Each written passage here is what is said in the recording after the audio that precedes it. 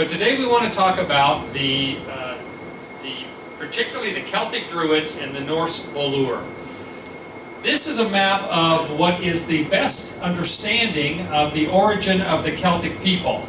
That they came from Central Europe, this yellow area here, and particularly that they stretched from Hallstatt, which they found a great many different archaeological evidences for ancient peoples at Hallstatt in current-day Austria, and then reaching to the west from there. So the Latin culture comes from an area in France.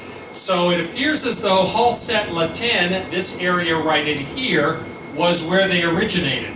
But we have examples of the Celtic peoples being all over Central Europe, having significantly migrated down into the Iberian Peninsula, that is parts of Spain and Portugal, and then all the way over into Asia Minor, modern-day Turkey. If you know your New Testament, one of Paul's letters was the letter to the Galatians. Galatians are the people of Gaul, which was France. This is where Julius Caesar, his history of the Gallic Wars, was where he went up north of the Rhine and did battle against the Gauls or the Gallic people. That same people, some of them migrated as far away as Asia Minor or modern-day Turkey, and they became known as the Galatians. So we have evidence of those people being that far away. But one of the things that happened, you'll notice the darker colors over here. This is where the Celts ended up being concentrated, because first the Roman Empire began to push the Celtic people further north and further to the west, and so they pretty much left most of the European continent, the main continental section of where they had been originally in Central Europe, France, and they moved over to the British Isles. And in fact, they occupied all of the British Isles, and they became known as the Britons. The Britons were the Celtic people. Well, eventually then, we have the problem of the Anglo-Saxons. The Angles, the Saxons, and the Jutes invaded into Britain, and they began to take over, starting on the eastern side and pushing the Britons further and further west, forcing them in that direction. The Anglo-Saxons were a Germanic, very warlike people. They were very successful in fighting the Britons and pushing them over into areas of Scotland, Strathclyde, which is this thumb that sticks out right there, and what we know of as Wales, and then down in Cornwall. This map is a little harder to see the colors on, but eventually they took over, the Anglo-Saxons and Jutes took over all of Britain except for the north in Scotland. Even they couldn't handle the Picts, the Scots at that point. And Scotland, Strathclyde, Wales, and Cornwall, and then of course Ireland. But the pressure was so great on them that many of them ended up leaving Britain and going down to the farthest western point of France, which is called Brittany. It's called Brittany because the Britons came from the island of Britain, came down there, and so the Bretons, as they're called in French, who speak the language of Breton in Brittany, they are Gaelic peoples. They also traveled further down into the northwestern corner, of Spain, the area known as Galicia. Carolyn and I did some of this trip once before, starting in Lisbon and coming north, and it was quite amazing. We get into the northeastern, on a cruise ship, we get into the northeastern corner of Spain, and we're greeted by bagpipers on the pier as the ship comes in. We get up to Brittany, and what do we have on the pier when we arrive? Bagpipers, because the Celtic Britons had gone down into Brittany in France and Galicia in Spain when they were being forced by first the Romans and then the Anglo-Saxons to push into a lesser area. So this is where the Celtic people ended up. There are a number of different, the Isle of Man also, which is the island that's right in the Irish Sea. It's in between Ireland and England. Right here became a major center for Celtic civilization at that point. Now we're talking here about the Anglo-Saxons coming in around the same time as the Age of Migration, where all of the Germanic tribes and the Eastern European tribes like the Vandals and the Lombards and the Visigoths and the Ostrogoths and all those guys were sweeping over into Western Europe. The same thing, that was one of the things that prompted the Anglo-Saxons to move over into here. So we're looking around the 5th century, the same time that Western Rome, the Western Roman Empire, fell, when Rome was defeated by some of those pagan tribes coming in. So all of this is happening around the 5th century. The first evidence we have of the Celtic people being in this area was about 200 BC. Now it was about 500 AD when all of this is happening, or the 400s AD. Now, the Druids, which you have heard of, and I know some of you probably know someone who claims that they are a Druid. We don't really know the details of how the Druids worship. We know very, very little about them, and we'll talk about why. Oh, one other thing I want to mention. The fact that the Anglo-Saxons were pushing the Britons so far, and they got just that far, and then they seemed to just be stopped so abruptly that some of them ended up going back to the continent, of leaving the efforts to try to take over the rest of Britain. That's going to lead into our discussion about the history and mystery of King Arthur. Because it looks like somebody came along about that time that got all the Britons organized to fight back. So, and that is recorded in the Poetic Eddas, which are in Iceland, and they are an important part of the history that was captured in Scandinavia. So that's why we're going to get into all that on this trip. Okay. So the Celtic people, their religious leaders were called Druids. It was a particular class of leadership, priests and priestesses. They were concerned with divine worship. They officiated over private and public sacrifice. They interpreted ritual questions. They settled disputes. They were not just the religious authorities, but they also were the judges. They were the ones that resolved disagreements between the people. And they were the ones that kept everybody in line, because if you did not obey the Druids, you could be cast out away from the religious ritual and sacrifice systems that they ran, which meant you were cut off from any spiritual connection, and that was a major deal to them. The Druids believed in they thought very well of themselves. They esteemed themselves, and everybody else seemed to esteem them very highly. They called themselves the creators of the universe and believed they were the incarnation of the gods. The reason we don't know a whole lot about them in terms of the details of what they did is they had an absolute rule about not writing things down about their faith. They were literate. They did have language, but they did not write anything down. Everything that a new student, because a lot of young people would go to them, the Druids, number one, they didn't have to pay taxes. That sounded good. Secondly, they didn't have to fight in wars.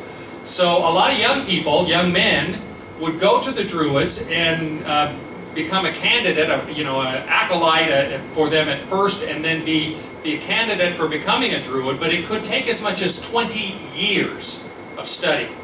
Nothing was written down, everything had to be memorized, and they covered so many different areas of natural philosophy and their particular theology. They were polytheistic. They had a very strong belief in the afterlife.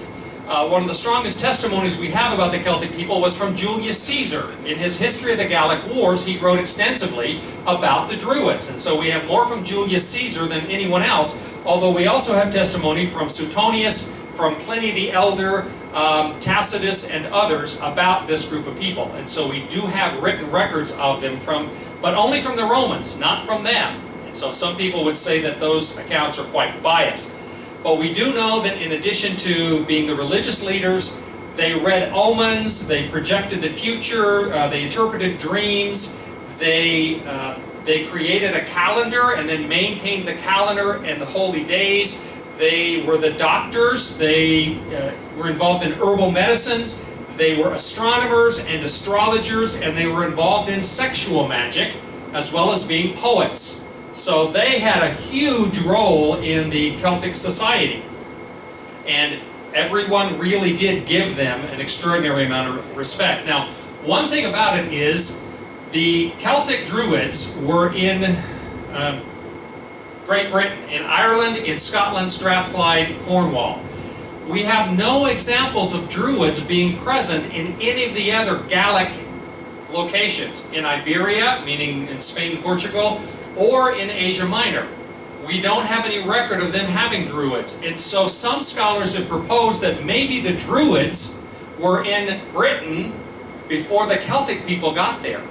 And the Celtic people began to accept them as their religious leaders. We don't know for sure, but the earliest record we have of them being there is somewhere around 200 BC. And then the end of the Druid period was somewhere around 500 AD. So there's about a 700-year period in there. As I say, they had a belief in the afterlife. For them, it was primarily a focus on reincarnation, that when a person died, they would be reborn in someone else. And they felt like you could, if you had debts in this life, don't worry about it. You can pay them off in the next life, which I guess is a kind of a good loan program. We would appreciate that. They were polytheistic. They had a whole pantheon of deities that they worshiped. This is where it gets a little interesting with regard to them and the Norse gods. Now, to give you a kind of a timeline, again, the Druids were 200 BC is the first record we have of them, although some scholars believe that they were much older than that. And then to about 500 AD, because that was when Christianity really took over, and it may not be that they were all gone by then, but they went underground, if you will, because it was no longer possible for them to be actively visible in Great Britain, in any of the British Islands, because Christianity was the dominant faith.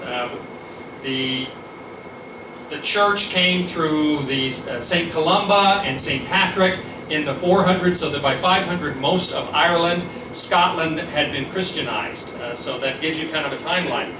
You compare that to the fact that the Norse religion, that is the Scandinavian, the belief in Odin and Thor and all of that, the earliest records we have of any kind of that, although we know it's older than that in terms of the stories being told, is about the 9th century. So these guys went away by about the 5th century, the start of the 5th century. We don't have written record of the Norse beliefs until the 9th century, so there's a big gap in there. Interestingly, some of the gods that they worship appear to be very similar. They've got different names, they're not exactly the same, but for instance, they had one deity in the Celtic belief, in the Druid beliefs, called Tutanes, which means God of the people. He was the god of war, of healing, of fertility and protection. He sounds very much like Odin in many ways. They had a god Lu, which sounds very much like Loki. He was a sky god, he could fly, he was a trickster god. It sounds like there are similarities. Now, there's no hard evidence of a transferal, but there is some sense in which the timing works for the Celtic Druids to have influenced the Norse beliefs. We also have a couple of other gods. Tyrannus, who was a Celtic god, was known as the thunder god. Remember Thor? The idea was that he was believed to be able to call down lightning, which is very much part of Thor's thing. The one difference between Tyrannus and Thor for sure is that Tyrannus did, all of these gods called for human sacrifice. And I'll talk about that in a second. And each of the major deities in the Celtic Druidic system required that their sacrifices, animal and human, be killed in a particular way. Tyrannus, the god of thunder, who called down lightning, required that his prisoners of war be burned to death. His sacrifices, and they were almost always prisoners of war that they did that to. There was another god, Asus, who required that his victims be hanged or stabbed to death. And then the one I mentioned, Tutates, the god of the people, required that his victims be drowned in sacred pools. Not very pleasant. And I told you before when we talked about the Norse gods that Thor was, in many places, became much more popular than Odin, because Odin did require human sacrifice and Thor didn't. So that made a big difference to people in terms of which one they found friendlier. Because the Celts believed in eternal life, or at least reincarnation, that they're going to come back, as did the Norse, they were fierce fighters, just like the Vikings were. Julius Caesar comments on the fact that they were terrible in battle, and partly because they were not afraid of death. The same description that we find about the Vikings later on, several centuries later. As I mentioned, the Druids did practice human sacrifice. You will find scholars, a few scholars today, who say, oh, no, they didn't. Well, I think that those scholars have given in to the pressure of political correctness, because we have testimony from all of the Roman writers, Julius Caesar, Suetonius, etc., that they did practice human sacrifice, and we have records in the Irish poetry of human sacrifice taking place, and there is some archaeological evidence of like finding a whole pit full of people without heads, which suggested that there was something kind of ritualistic going on, and other kinds of evidence. So we believe they did practice human sacrifice. They did so in order to make an appeal to the gods, to ask for the gods to send rain, or if there was some particular need, or to protect them in battle, or just simply as part of their worship of the gods. And they preferred, apparently the Druids preferred to sacrifice animals, but they felt it was required of them from time to time to sacrifice humans. And in the case of Tyrannus, as I was talking about, the one that seems like Thor, they would, on a regular basis, as they captured prisoners of war, those prisoners of war would be burned alive. And how many of you remember or saw the movie, in 1975, a British cult horror classic called The Wicker Man? Do you remember that movie? The Wicker Man is about a Scotland Yard detective who is sent to one of the islands off Scotland because people have been disappearing, and he's trying to find out why. That's his assignment. Well, with Tyrannus, one of the ways that people apparently were burned is represented in this image, where they would build a wicker man, a woven out of wood and, rattan kinds of stuff, a large figure, and they would stuff it full of animals and people, particularly prisoners of war, and then they would burn it. You all know about the Burning Man festival that they have, the music festival they have every year. The Burning Man, that image, comes from that idea. The movie The Wicker Man, this detective who goes to the islands in Scotland, he finds out why people have been disappearing, much to his own misfortune. That's all I'm going to say. But it is a classic in that genre, and so that one movie from 1975 has really created that whole image that led to the Burning Man festival and all of that kind of thing. So, we have a lot of examples in writing that the Druids would, for instance, they would consecrate someone to one of the gods, and then they would, in some cases, stab that person, and then based upon the motion that they went through as they died and how their blood spurted, they would be able to interpret whether or not the gods were pleased with the sacrifice. So this is not a pleasant part of it, but it's very much part of what they were about in those days. So next time you hear about the Burning Man Festival, you'll know a little bit about where that all came from. They had a number of deities, I mentioned several of them, but a number of the Celtic deities were identified as the Tuatha De Danann, or the children of Danu. Danu was one of their major gods. This was their pantheon of gods. It included, in addition to Tentatus, Tyrannus, and Asus that I mentioned before, Dagda, Bridget, Sindra, Lugte, Lu, which is the one they think was very similar, some scholars think was very similar to Loki, Morrigan, Manaman Mechlir. Mechlir was the primary god on the Isle of Man. And all of these are Celtic gods. The idea was that they were a whole tribe of deities that came from the god Danu, and that they lived, and you'll notice some of the images down here, they're often presented as beautiful kings and queens and princes and princesses.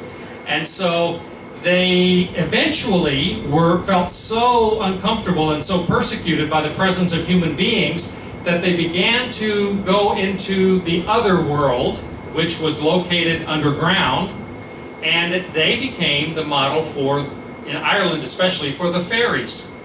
The fairies who live underground. And so they are still seen as magical beings, and the fairies used to be living in our world, and they finally got tired of us, and they went away into the other world, which is underground. We have Cernunnos, the antler god. This is the goddess of equestrian, of horses, and many other kind of deities that they worshipped back in those days. Now, I'm going to shift a little bit here to talking about some of the monuments. You all know this, right? How many of you all have been to Salisbury Plain and seen Stonehenge, okay? Stonehenge is the most recognizable of all of the standing stone monuments. This one obviously in England. We have no idea who built this. All we can say it was the Aboriginal British, meaning the first British.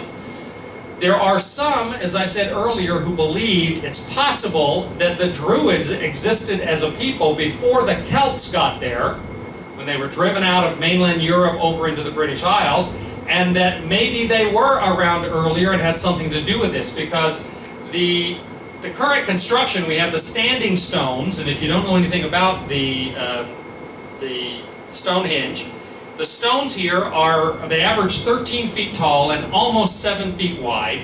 Each of them weighs an average of about 25 tons. And so in a prehistoric time, to be able to manage that construction is quite astonishing. You can't really go into the stones anymore. They fenced it off. It now belongs to the crown, to the government of England, because people were turning the stones over. I mean, people were having parties and graffiti and the whole real mess, and so they finally had to cut it off so that you can't actually go in the middle of it anymore. But the suggestion was made in the 19th century, the 1800s, that the Druids had built this. Well, the current construction was sometime between 2000 and 3000 BC. We have no record of the Druids being in Britain until 200 BC, so 1800 years later.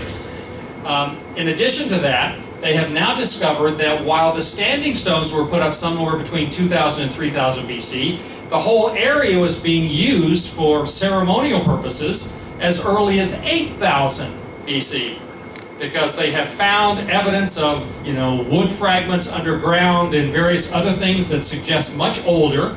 And they also believe that at one time, in addition to the stones, there was a river flowing through here. They had wooden stockades, they had walkways, and various other things. It was a much more complicated affair. And so, by all historical account, there's no way the Druids could have been involved in building this unless they really were, and there's no proof of this, there long before the Celts came over, and then they just merged themselves into the Celtic people and got accepted as their religious leaders, okay? But it is possible that if the Druids came along and found this, that they would have used it for ceremonies, because, hey, it's cool. And they were much involved in astronomical. In fact, they have 8 major holidays in the Druid religion. The equinoxes, the solstices, the equinox and solstice, and then the 2 days where the sun rises earliest and latest, and then the days in between those. So they had 8 major holidays, all of them related to astronomical phenomena. So it's very possible, since there is an astronomical aspect to this, that they did use that. And of course today, it's very popular with the neo-pagans, with the neo-druids and others. I've got some pictures I'll show you. But there are other kinds of stone monuments, particularly all over Britain, all over France, and even some in Scandinavia, although not nearly as much, because this is much more a Celtic than a Norse phenomenon. Anywhere you have these standing stone, this is a artist representation of what Stonehenge might have looked like when it was all still standing. It is a large one. There are larger ones. If you go to Scotland, there are larger ones available. There are double circles of stones. Anytime you have a standing stone, the technical name for it is a menhir. It's from the Welsh language, which means a long stone. Most of them are squared off. They tend to be sort of tapered at the top, and some of them are huge. The largest one that they have ever found, which has fallen, it's no longer standing upright, was 280 tons. It would have been 68 feet tall. So it's more than 10 times the largest of the Stonehenge stones. It's the 3rd largest stone in history that somehow ancient peoples moved without any mechanical capabilities.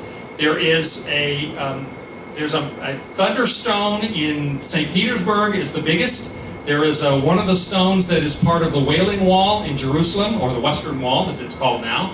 And then this standing stone, which has fallen and is broken now, but originally was upright and was the 3rd largest stone ever mounted without any mechanical aid.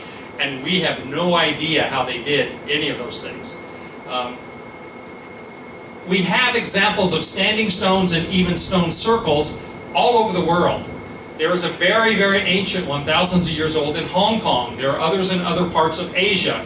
Israel has a couple of them. In southern Scandinavia, there are sites of standing stones, although not nearly as many as in France and in Britain, because those are areas where the Celts seem to be very involved in sort of this thing. And most of them we don't know, other than places for ceremonial practices. We don't really know why they were there. They were not burial sites. Very, very few of them have there been any finding of anybody buried there. If it's a tomb, a dolmen, I'll show you some examples, then we know that because there are evidences of people being buried, but there's not. Nearby Stonehenge, there's some burial areas, but not the site itself. We also have some very interesting, again, if you get down into Scotland, some beautiful kinds of circles and various kinds of standing stones and rows and even very strange things like that, which apparently were intentionally done because at a certain time of the year the sun comes up right there. So this is kind of a mystery as to what all of the meaning for all of these things were, but all of them apparently were intended for some sort of ceremonial, particularly religious recognition. If it is a burial place, it is called a dolmen. A dolmen is almost always 2 or more standing stones with a table, it's called, a flat stone on top. Now, you get stones like this that are 40 tons, and we have no idea how they put them up there. But usually when we find a structure like that, and they have a lot of them on the west coast of Ireland, for instance, they would have built this, someone was buried there, apparently somebody very, very important, a chieftain or someone like that, and then they would fill it in or cover it over with rocks and dirt. And only after many, many years of rain and wind and natural erosion, all of the small stones and the dirt would wash away, and we basically have the skeleton of the dolmen left. But in these cases, we have been able to find, I say we, I've never actually done it, but the various scholars have been able to find these to be burial sites. Now, let's switch from the Celtic people in Britain and France to the Norse. This was the image I was going to show you the other day, and I apparently had brought the wrong version of my PowerPoint because I didn't have it in there. Neil Gaiman has written this wonderful book called Norse Mythology, in which he tells all of the stories of the creation of the world all the way through to Ragnarok, the twilight of the gods and destruction of the world and rebirth of the world, and all of the myths, a lot of the myths in between about, Thor eating his 2 goats that draw his chariot and then them being reconstituted the next morning and all that kind of stuff. It's very readable. It's very well done, and so I would recommend that to you. But this is sort of my transition to talking about the Norse mythology. Again, the most extensive and the best versions we have of the Norse mythology is by, remember his name? Snorri Sturluson.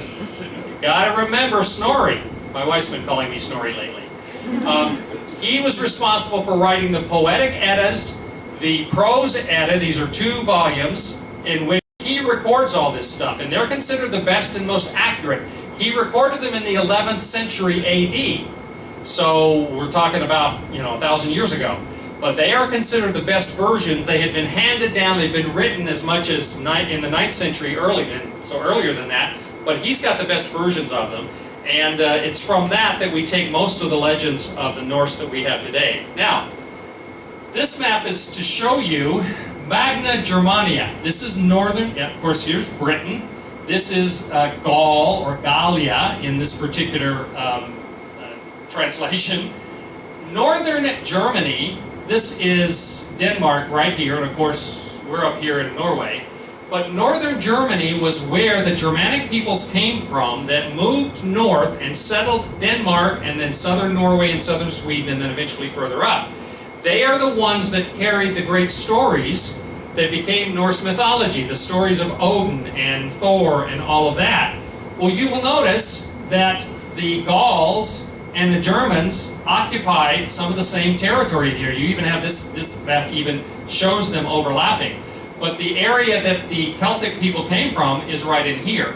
So even though we have a different time in terms of the earliest versions we have of the Celtic stories and of the Norse stories, there is every reason to believe that they may have had common source. And so there may have been reasons why the deities appear similar in their characteristics, that they both have a primary god who's called the god of thunder, for instance, and both have a god like Loki, who is said to be one who can fly, who is a trickster, and can change shape. When we talk about the Norse mythology, the practitioners, in other words, the everyday sort of religious functionaries, the priests and ministers, shamans of the Norse people, were called, as we said, the Volur. That's plural. It's Volval is the singular.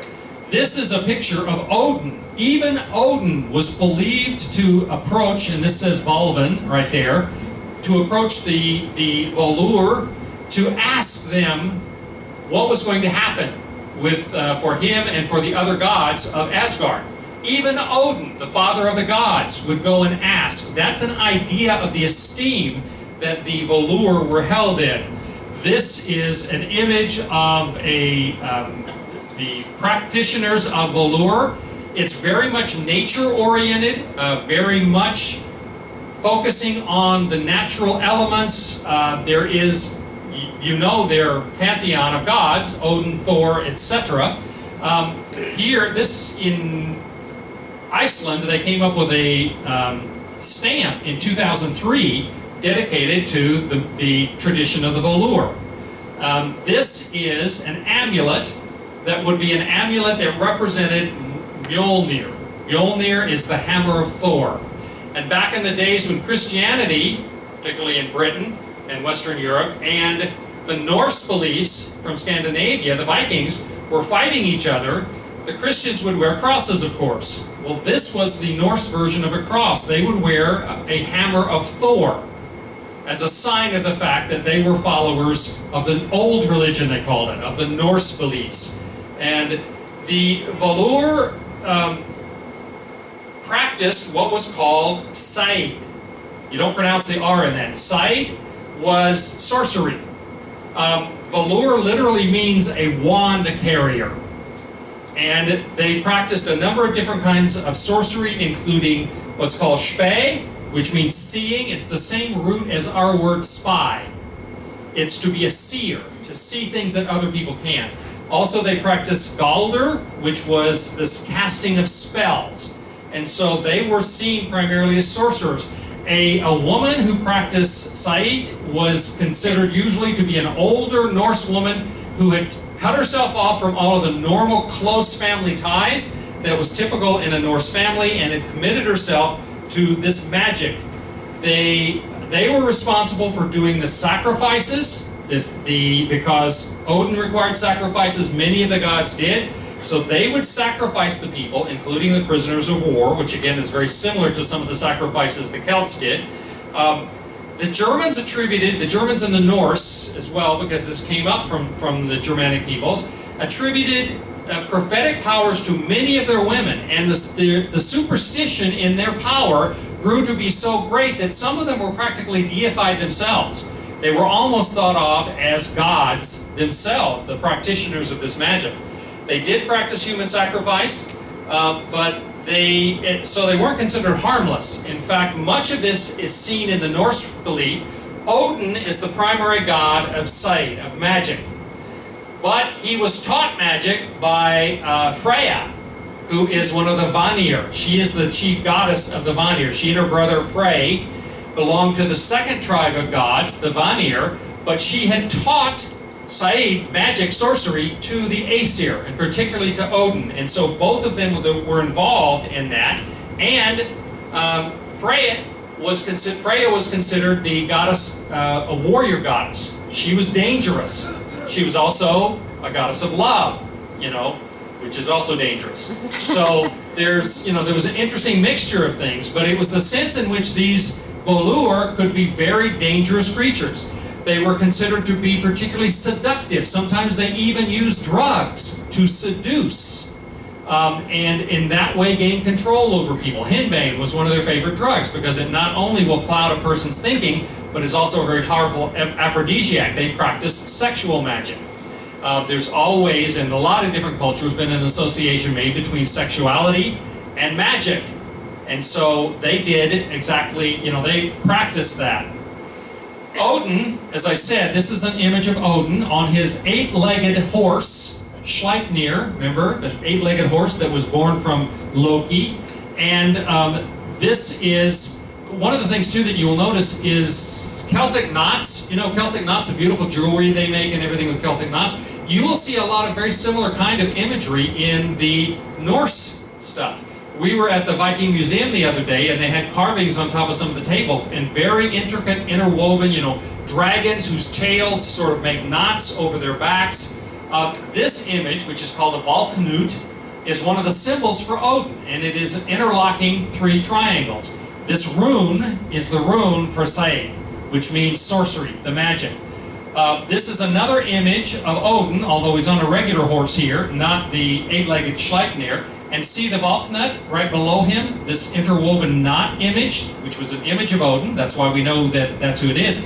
And he's being followed by men carrying rings in a ritual kind of, and since that symbol often is reference to Odin's magical power, that he was the primary god of Said or sorcery.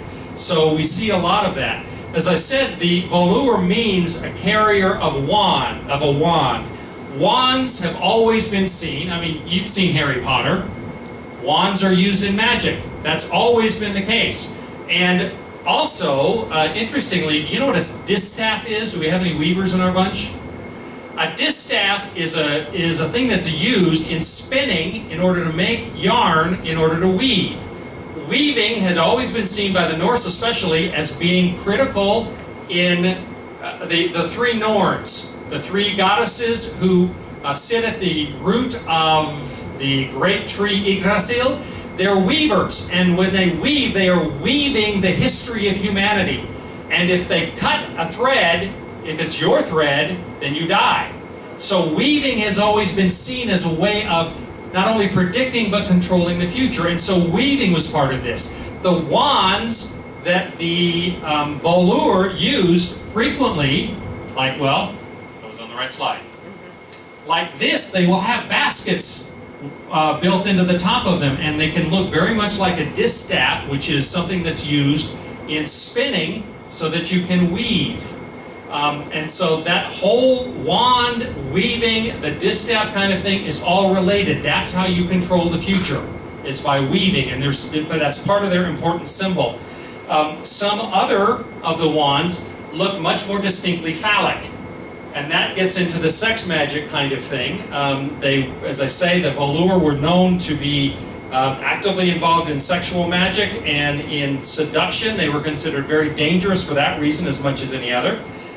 Eventually, when you get into the 5th and 6th century, just like the Druids went away from the influence of the church, the same thing happened to the Volur. They ended up as the Scandinavians, a little bit later than Britain and Western Europe, but when they became converted to Christianity, they too began to suppress the magic of the Norse Volur. Okay? Today, we have people who claim to be modern Druids. This is an image of some ceremonies they had at the summer solstice outside. They're not allowed in now, I don't think, but outside the Stonehenge. You've got all kinds of characters. This fellow, I don't know if you can tell, but he has various studs, like one right in the middle of his forehead. I don't know what's up with his eyes. He must be wearing some sort of contacts. And his tongue is forked. And then he has tattoos everywhere. I look at this picture, and I've used this picture before, and I wonder, does he ever wake up in the morning and look in the mirror and say, what the hell did I do? You know? The forked tongue is just, you know. But you get people who are very serious about this. Now, this is you know, a hobby for them, but there are a number of different organizations, and have been since the Romantic period in Britain. That's when it all sort of started again. Neo-Druidism, they call it now, or the Neo-Druidry. They, especially as I mentioned earlier with the Celtics, they have a respect and veneration for nature, so there's often a very strong environmental movement behind the work that they do. There's veneration of the ancestors. Some of them would hold to believing in the original Celtic gods. It's funny, you read different people and some of them will say, well, no, we don't really believe that, that we have to do human sacrifice because of the gods, and we don't really believe that stuff. But it's cool, and we believe in the environmental part and all of that, and we believe it's part of our history and that we're regaining an appreciation for where we came from. There are others who say this is a religion, and we believe this stuff. The same thing is true for the other group I would mention, and that is the modern Norse pagans.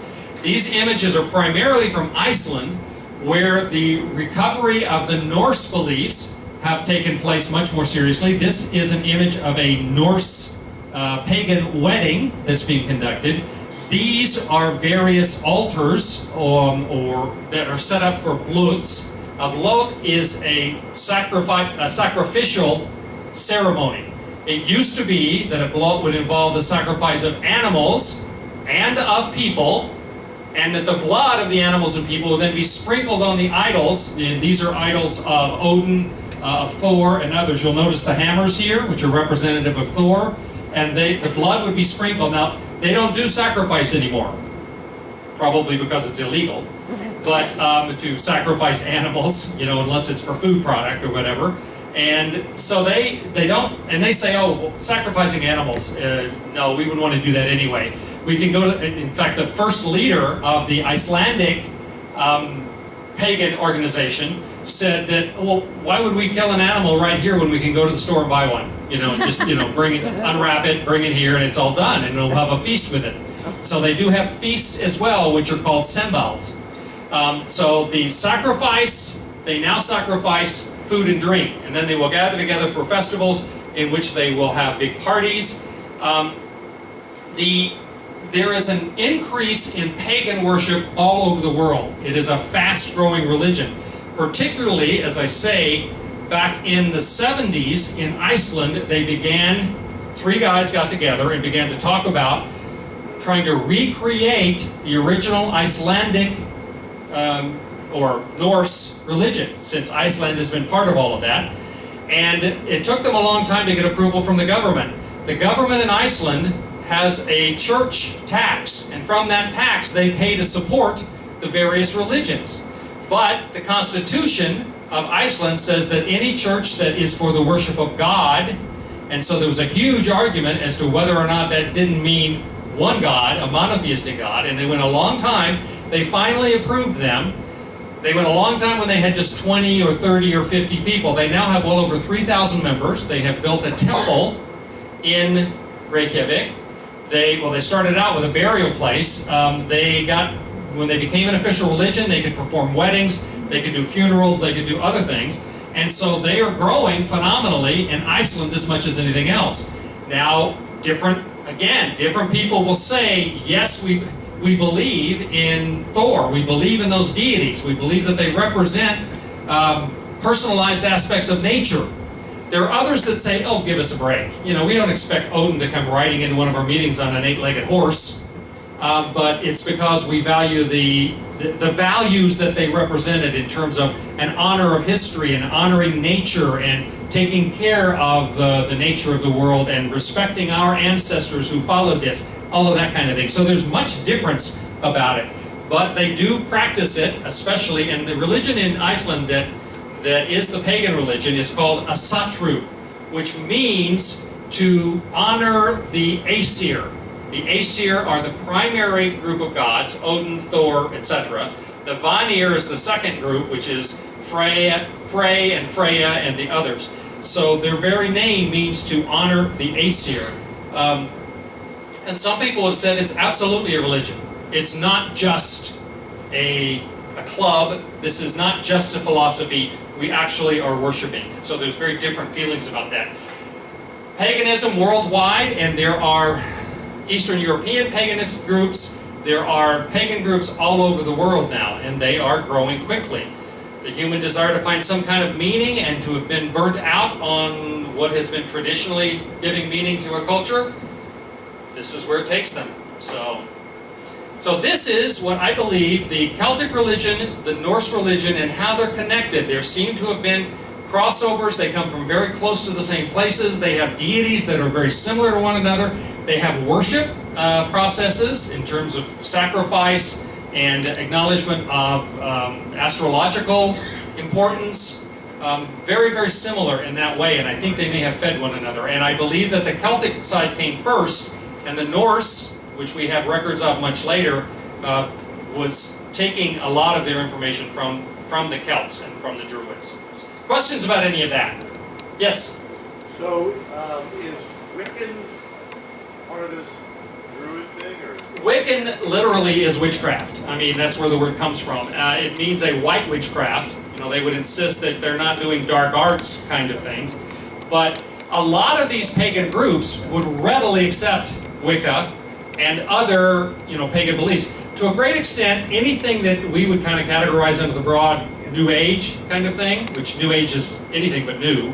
It's basically an effort to recover a lot of the old beliefs, like Wicca and some of the pagan beliefs. But a lot of those get involved in this, the sort of alternate religion. They call those new religious movements, even though, again, they're not new, but they've been gone for a long time and now they're back.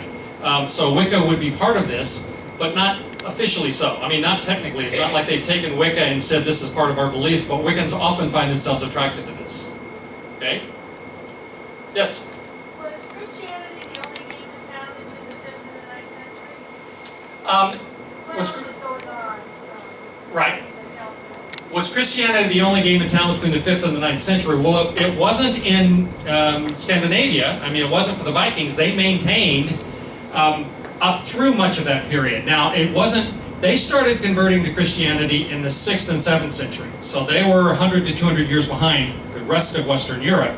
But there was that conflict for a long time, and they basically started converting to Christianity, the Vikings did, once they settled in Ireland and in Scotland and places that had been heavily evangelized, places that the monks had built monasteries and that there was a very strong Christian presence. One of the talks that I do when we go around the British Isles is How the Irish Saved Civilization, which I blatantly stole that title from a wonderful book called How the Irish Saved Civilization by Thomas Cahill. Thomas Cahill.